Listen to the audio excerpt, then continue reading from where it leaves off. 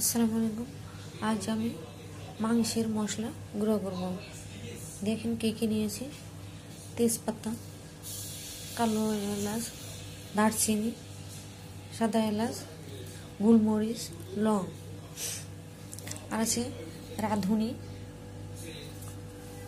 ধনিয়া, জিরা। এগুলো সব ভেজে গুঁড়া করে নিব। এগুলো ভালোভাবে পরিষ্কার করে নিয়েছি, এখন ভেজে নিব। আপনারা এইভাবে মশলা করতে পারেন, বাজার থেকে না কিনে এনে সব কিছু এইভাবে কিনে নিয়ে এসে পরে মশলা করে নেবেন।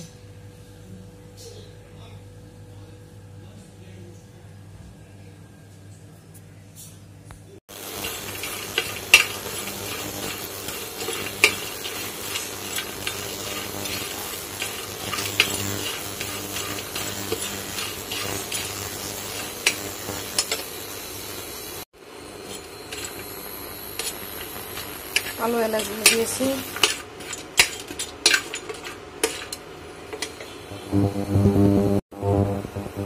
সাদা এলাচ,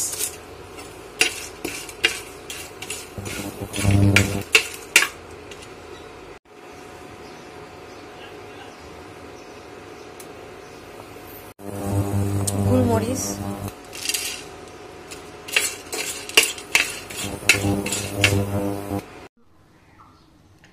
আমি সব মশলাগুলো ভেজে গুঁড়ো করে নিয়েছি। এটা হলো জিরার গুঁড়া, এই যে গুঁড়ো করে নিয়েছি। এটা ধনিয়ার গুঁড়া, এটা গরম মশলার গুঁড়া, সব মশলা আর কি, গরম মশলা, দারচিনি, এলাচ, তেজপাতা, গোলমরিচ, এগুলো সব মিশিয়ে গুঁড়ো করে নিয়েছি। আর এটা রাঁধুনি মশলা, এটা গুঁড়ো করে নিয়েছি। এগুলো সব মাংসের মধ্যে দিলে টেস্ট হবে আর কি।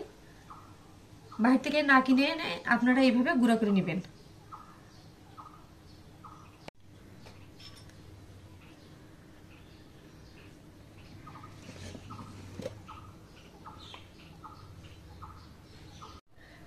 মশলাগুলা ভেজে এই যে আমি সবগুলো গুঁড়ো করে নিয়েছি। ধনিয়ার গুঁড়া,